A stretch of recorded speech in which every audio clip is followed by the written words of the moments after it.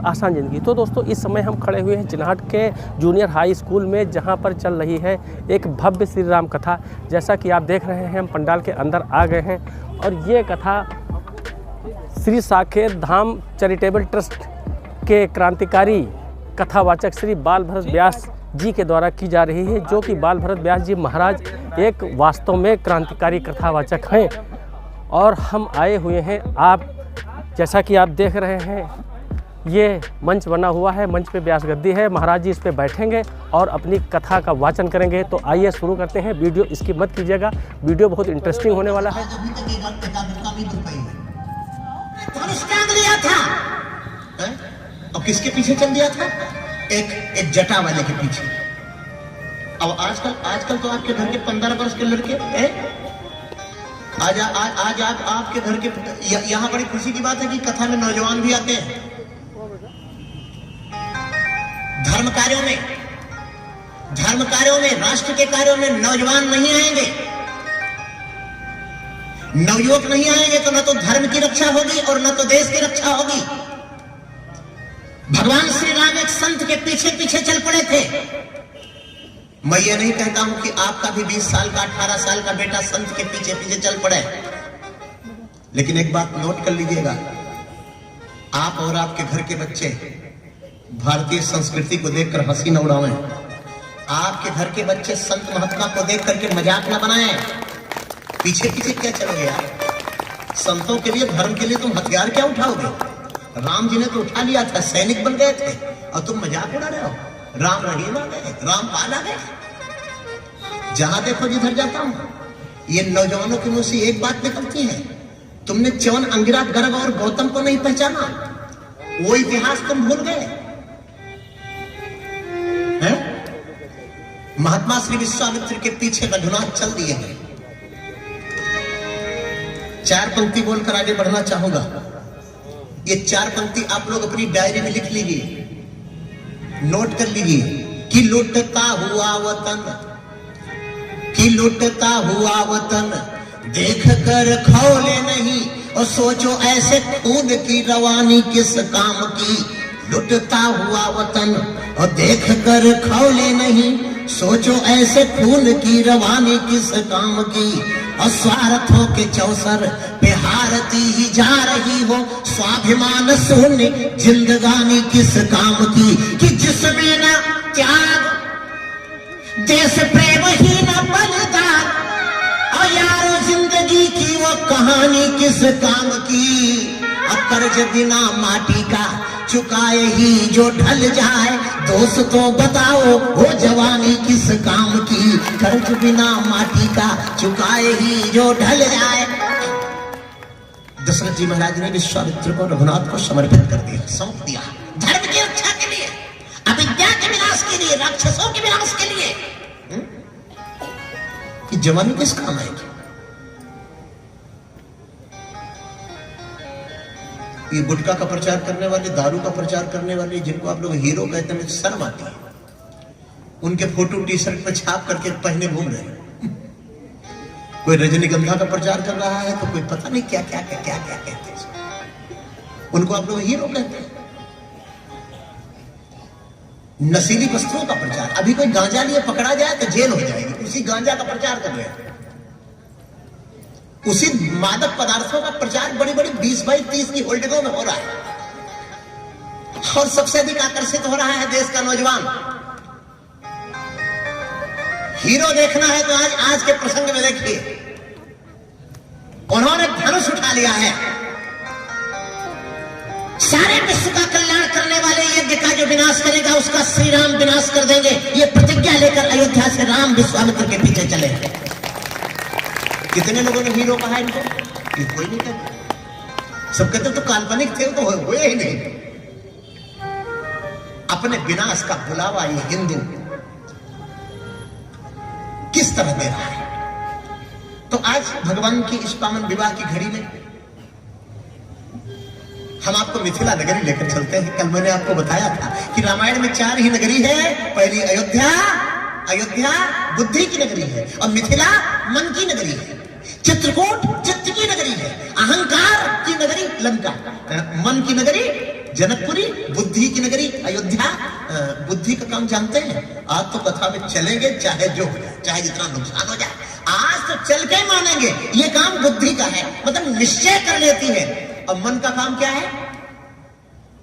पता नहीं समय मिलेगा कि नहीं मिलेगा, मिल जाता तो बड़ा अच्छा रहता, लेकिन मुझे तो नहीं लगता कि समय मिल पाएगा। मैंने ज्यादा तर्क वितर्क करना, ज्यादा इधर उधर की बातें, संकल्प विकल्प करना मन का काम है। तो जनकपुरी वाले जो है यही कर रहे हैं, संकल्प विकल्प। पता नहीं राम जी धनुष तोड़ पाएंगे कि नहीं तोड़ पाएंगे, क्या होगा क्या नहीं होगा, पता नहीं सीता जी का विवाह हो पाएगा कि नहीं। और अयोध्या बुद्धि है जो निश्चय करती है कल राम बन जाएंगे और नहीं जाएंगे तो मैं मर जाऊंगी।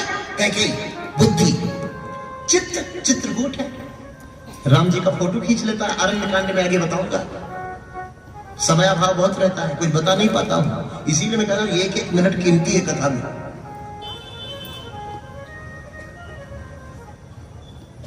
हम अपने मोबाइल स्विच ऑफ करके कमरे में रखे आते हैं।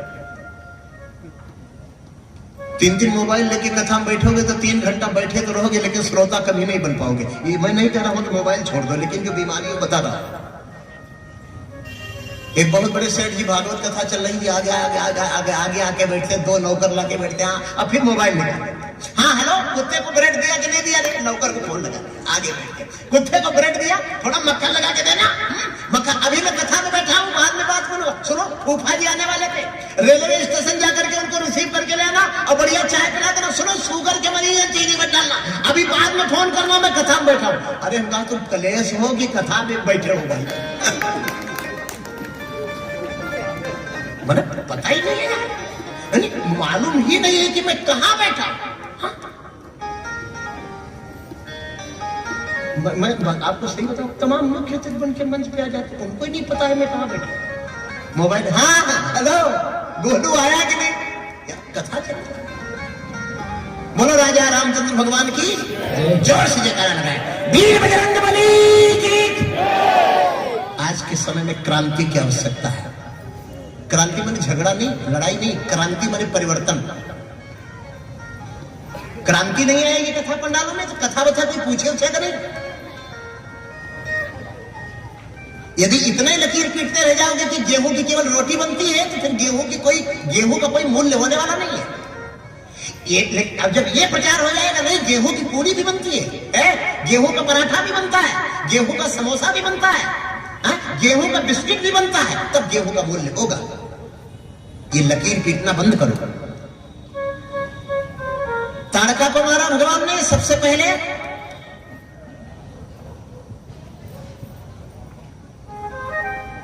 प्रेमियों, ताड़का नारी नहीं है, ताड़का राक्षसी है। नारी के वेश में हर कोई पूजनीय नहीं होता।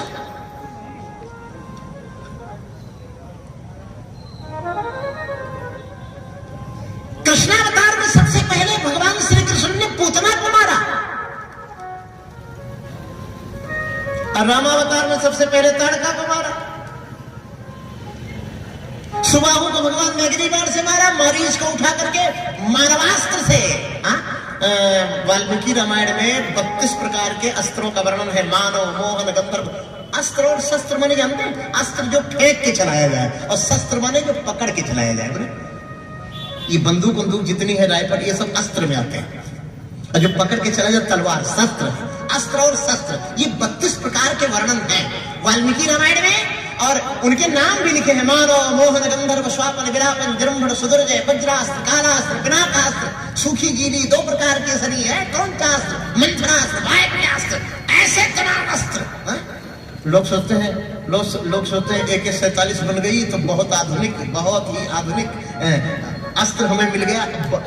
प्राचीन काल में बड़े आधुनिक अस्त्र थे।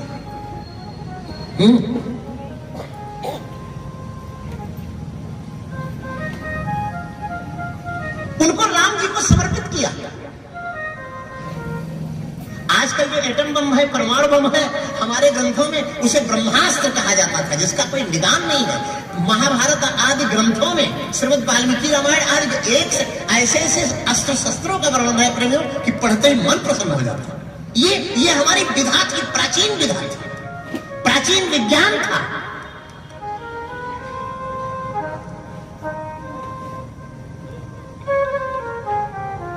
एक यज्ञ तो भैया पूरा हुआ, जोर से बोलो यज्ञ भगवान की।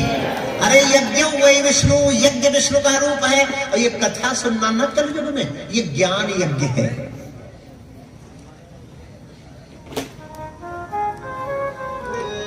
अरे हे यज्ञ पुरुष भगवान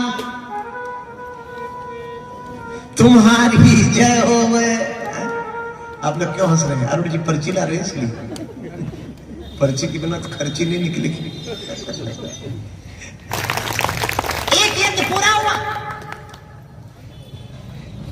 यज्ञ एक विज्ञान है माताओं, हर व्यक्ति को यज्ञ करना चाहिए। फ्रांस के एक ट्रेले नाम के वैज्ञानिक ने कमरे में हवन किया था। कहा देखने करके जरा ये भारत वाले ये हवन करते हैं कि इतना ऑक्सीजन बनता है, उतना ऑक्सीजन बनता है। तो प्रियो, गाय के घी से ही हवन का विधान था पहले। बाजार में घी मिलता है, इससे तो यज्ञ करो चाहे न करो, पता नहीं मोबिल ऑयल है कि गिरी से भगवान जाने के। मैं बताऊंगा आपको, जितना हैंड पाइप में पानी नहीं निकलता है उतना घी आपको 10 मिनट में मिल जाएगा इस देश के। उस यज्ञ से तो प्लीज हवन मत करिएगा, अखंड रामायण का पाठ करवा लीजिएगा। हवन करना तो गाय के घी से करना। एक यज्ञ पूरा हो गया, दूसरा यज्ञ बाकी है कि धनुष यज्ञ सुनी रघुकुल नाथा। सबसे इंपॉर्टेंट, सबसे महत्वपूर्ण यज्ञ तो अब धनुष यज्ञ है ना। क्यों? कि धनुष यज्ञ सुनी रघुकुल नाथा। अरे हरसि चले मुनि वर के साथा, हरसि चले मुनि वर के साथा, हरसि चले मुनि वर के साथा, हरसि चले मुनि वर के साथा। धनुष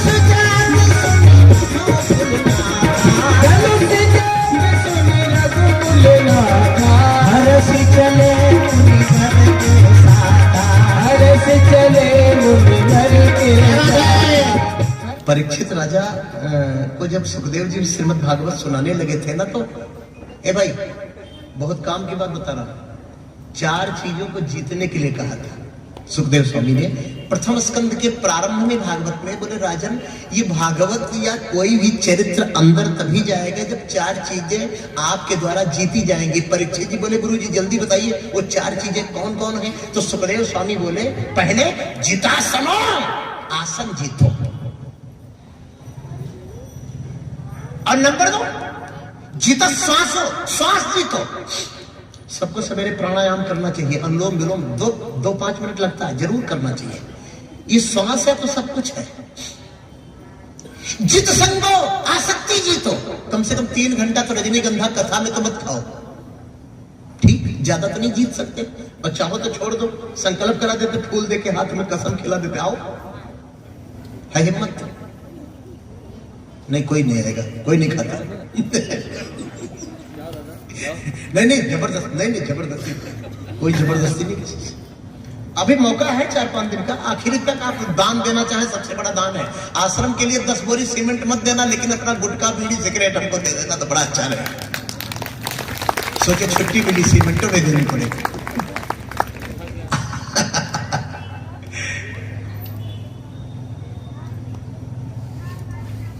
ध्यान से सुनेंगे। जितेंद्रिया, इंद्रिय जीतो। कथा में ज्यादा नहीं, यदि कथा सुनने बैठे हैं तो आसन तो जरूर जीत लें। आसन पर आसन सबको जीतना। एक व्यापारी दिन भर दुकान पर बैठा रहता है ना, कहते हैं उनकी बड़ी तगड़ी दुकान चलती है। अरे उसने यार आसन जीत लिया है, वो बैठा है, ग्राहक है तो भी बैठा है और नहीं है तो भी बैठा है। कहीं कोई बैठा है, स्थापित है, तो सबसे पहले उसने आसन जीत लिया है, और आपका आसन कच्चा है, इसलिए आप फेल हो जाते हैं। आगे आगे गुरु महाराज हैं, पीछे पीछे राम जी हैं, और उनके पीछे लक्ष्मण जी हैं। तीनों जा रहे हैं जनकपुरी। वहां क्या करने जा रहे हैं बताना जरा? धनुष तोड़ने जा रहे हैं। बस एक लक्ष्य है, धनुष तोड़ना। और हर व्यक्ति का लक्ष्य ही होना चाहिए जीवन में, एक धनुष तोड़ना। और जब तक धनुष नहीं तोड़ोगे तब तक सीता की माला आपके गले में। सीता माने, एक मिनट, सीता माने सफलता। फेल ही तो हो रहे हो हर काम में। कहे महाराज कपड़े की दुकान किया फेल हो गए, क्योंकि तुम्हारे आगे तुम्हारा गुरु कभी नहीं चला, तुमने किसी को गुरु माना ही नहीं, अपने से श्रेष्ठ कभी आपने किसी को माना ही नहीं। अब आपके आगे जब तक कोई चलने वाला नहीं होगा तो पीछे तो आपके कभी कोई चलने वाला होगा ही नहीं। नोट कर लीजिए इस बात को। आप सदैव आगे आगे चले, अपने आगे किसी को नहीं रखा। राम जी ने अपने आगे विश्वामित्र को कर दिया था। जीवन में कर्म का धनुष वही तोड़ता है प्रेमियों जिसके आगे उसका गुरु होता है और जिसके पीछे उसका छोटा भाई होता है। दोनों गायब है, गुरु तो भाई नहीं है, भाई से मुकदमा चल रहा है, थोड़ी थोड़ी चीज के लिए झगड़ा है।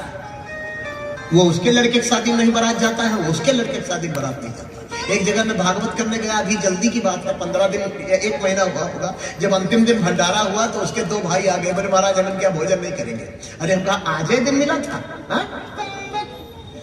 आपका छोटा भाई जब तक आपके पीछे नहीं चलेगा, आपका गुरु जब तक आपके आगे नहीं चलेगा, तब तक वो धनुष धरा का धरा रह जाएगा और सफलता माला लेके चली जाएगी। उनके आगे उनके गुरु थे। राम जी बोले गुरु जी थोड़ा रुकना। गुरु जी महाराज ये आज एक ऐसा दरबार, ऐसे दरबार की व्याख्या करने जा रहा हूं जहां गुरु शिष्य बन गया है। प्रेम पत्रम जैसे भक्ति के ग्रंथ में ऐसा वर्णन है जहां पर गुरु शिष्य बन जाए और जहां पर शिष्य गुरु बन जाए, वही भक्ति की दुनिया है।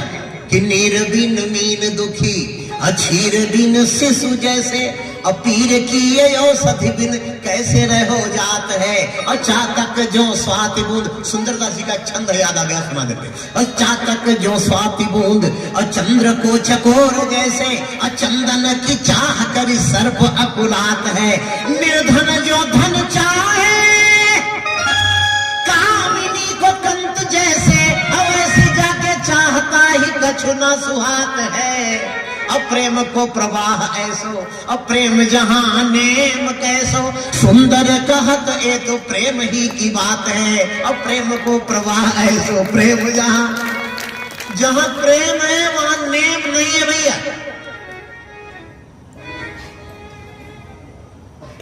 इसी में एक प्रसंग आता है अहिल्या। आप सब लोग कहते हैं ना माताओं की अहिल्या पत्थर की हो गई थी। पत्थर का हो जाने का मतलब तो मर जाना होता है। ये पत्थर क्या है, ये अहिल्या क्या है, मैं 2 मिनट में समझाना चाहूंगा। शायद आपको पहली बार सुनने को मिलेगा। मैं आपको थोड़ा अहिल्या समझा रहा हूं। ये कुसंग, ये किसी भी कुसंगी का साथ करने वाली ये जो आपकी बुद्धि है, यही पत्थर हो जाती है। इसकी चैतन्यता विलुप्त हो जाती है, उसी को अहिल्या कहते हैं। काम सुख का चिंतन करने वाली ये जड़ बुद्धि जो है वही अहिल्या है, वही पत्थर है। और ये तब तक चैतन्य नहीं होती है जब तक श्री राम के चरण इसको नहीं मिलते। ये बुद्धि जब तक दुष्ट लोगों का साथ करेगी। विश्वामित्र जी को दिखाई नहीं पड़ी, राम जी को दिखाई पड़ी। भगवान श्री राम ने विश्वामित्र जी से पूछा, अरे गुरु जी ये माता जी कौन है जो बैठी है? विश्वामित्र जी बोले बेटा ये तो तुम्हारी प्रतीक्षा में ही है। इस पाप प्रपीड़ित पथरी को, अरे पद रज का चेतन चूरन दो। इस पाप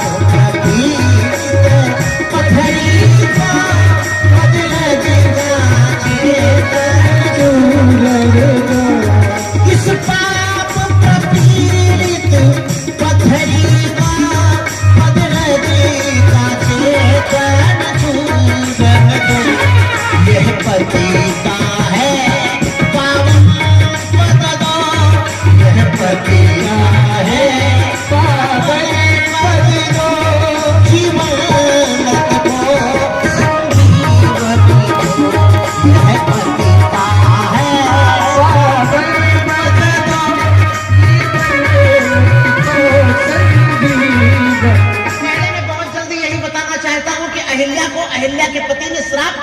था, ये पता लगाना। पत्थर हो या ये श्राप दिया था? नहीं, इसको जानने के लिए वाल्मीकि रामायण पढ़ना पड़ेगा। तथा सत्वा श्रीमद् वाल्मीकि रामायण में पूरा उद्धरण लिखा हुआ है। बहुत कम समय में संक्षिप्त रूप से मैं इसको बता के आगे बढ़ता हूँ। तथा सत्वाच वै सत्रम भार्या वपुत सत्तवान यह वर्ष सहस्राणि बहूनि निवसस्यसि वात भक्षा निराहारी तप्यन्ति भस्मसायनी अदृश्या सर्वभूतानां आश्रमेस्मिन् वसस्यसि। गौतम ने कहा था, अरे नारी हजारों वर्षों तक इसी कुटिया में पड़ी रहेगी। पहला श्राप। बात भक्षा हवा पीकर रहेगी, निराहारी धूप में तपती रहेगी, और भस्मसायनी राख में लेटी रहेगी। और सबसे मुख्य बात यह है, अदृश्या सर्वभूतानाम, इस आश्रम में कोई भी आएगा किसी की आंखों से तू दिखाई नहीं पड़ेगी। हमको लगता है इसीलिए विश्वामित्र जी देख नहीं पाए थे और राम जी देख लिए थे, क्योंकि जिसको दुनिया में कोई नहीं देख पाता उसको श्री राम देख लेते हैं। और अहिल्या राम के नेत्रों से बच न पाई थी। हाँ? बैठल अरे रोवेली गुजरिया हो। एक निर्गुण का ही सुना था मैंने, कोई गा रहा था, बड़ा अच्छा निर्गुण था। ये अहिल्या पे सटीक बैठ रहे हैं। बैठल अरे रोवेली गुजरिया हो कि चुनरिया में दाग गए, रोवेली गुजरिया। गावेंगे लेकिन गावेंगे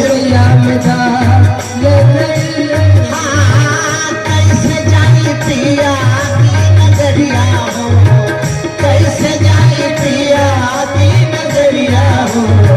चुनरिया में तार लग गए, बैठल रोवेली गुजरिया, चुनरिया में तार बैठल रोवेली गुजरिया हो, चुनरिया में तार।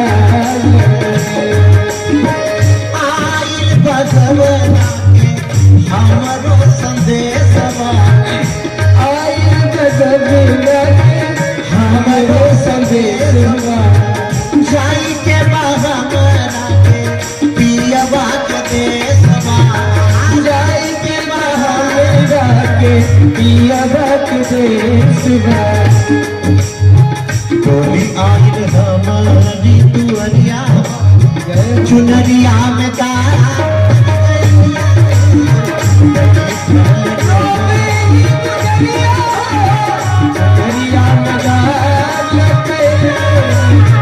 कैसे जाई पिया की नजरिया हो, कैसे जाई पिया की नजरिया हो, कैसे जाई पिया की नजरिया हो।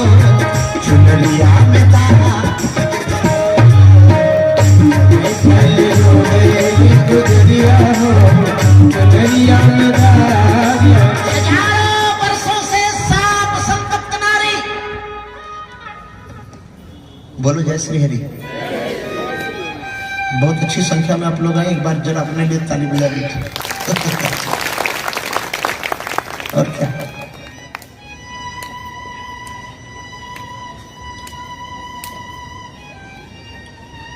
विश्वामित्र जी बोले, बेटा इसको अपने चरणारविंद का स्पर्श कराओ, क्योंकि गौतम ने कहा था कि इसी मार्ग से श्रवणे अहिल्या जब रघुनंदन पधारेंगे, उनके चरणारविंद का स्पर्श जब तेरे सर पर होगा तब तू पवित्र हो जाएगी। तदा पूता भविष्य से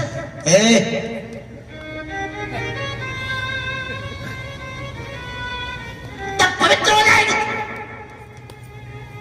अरे राम जी बोले, गजब बात है, ये ब्राह्मणी, मैं क्षत्रिय का बालक मैं अपना चरण। अहिल्या बोले, बाबा आप तो सामने से हटिए कृपया, तब तो राम जी का चरण हमें स्पर्श मिलेगा। राम जी ने अपना चरण, गोस्वामी जी तो कहते हैं मम सिर धरे कृपाल हरि, मेरे सर पर आपने, मेरे सिर पर अपना चरणारविंद धारण किया। और जैसे राम जी के चरणारविंद अहिल्या के सिर पर रखे गए, पत्थर चमचम चमचम चमकने लगा। अब पत्थर का इस देश से बड़ा पुराना नाता है, आप तो जानते ही हैं। जहां देखो वहां पत्थर में भगवान प्रकट हो जाते हैं। जहां 5 वर्ष के बालक की इस भावनाओं से पत्थर का खंभा फटा, तो 14वां अवतार नरसिंह प्रकट हो गए।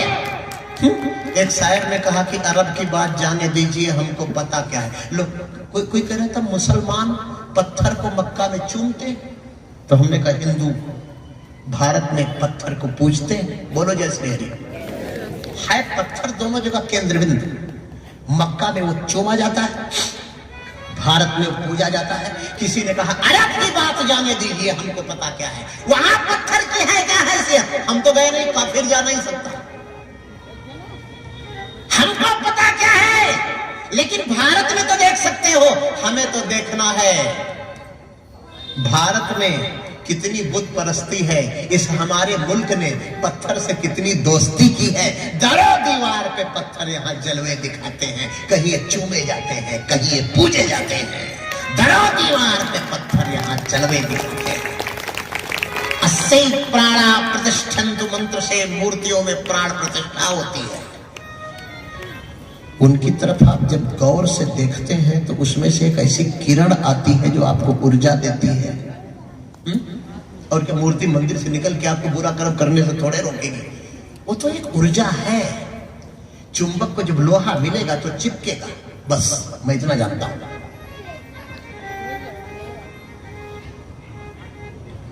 अहिल्या चरणों में गिरकर रोने लगी। बोले सरकार, लक्ष्मण राम जी बोले, लक्ष्मण जी बोले माता अब क्यों रो रही हो, अब तो आपका शरीर बड़ा सुंदर हो गया, श्राप मुक्त हो गई। अहिल्या बोली प्रभु इसलिए रोना आ रहा है कि यदि आप दूसरे की कुटिया पर गए होते तो मेवा मिश्री भोग लगाता, सोने की थाली से आरती उतारता, माला फूल से आपको लाद देता। लेकिन एक गरीब ब्राह्मणी अहिल्या को वास्तव में रोना आ गया। बोले सरकार, ये गरीब ब्राह्मणी रोने के अतिरिक्त क्या कर सकती है, आपकी क्या सेवा कर सकती है। लक्ष्मण जी बोले भैया बहुत बढ़िया अवसर है, आशीर्वाद मांग लो माता जी से, क्योंकि हम लोग धनुष तोड़ने चल रहे हैं, हम लोग रघुवंश की पताका को आकाश में लहराने चल रहे हैं। राम जी बोले हाँ माता, मुझे कोई मेवा मिश्री फल फूल नहीं चाहिए, हमें तो आशीर्वाद दे दो। अहिल्या ने अपना आंचल उठाया।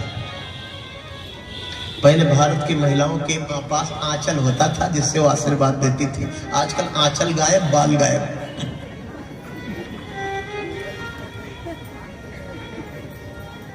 इस आंचल में बड़ी ताकत थी।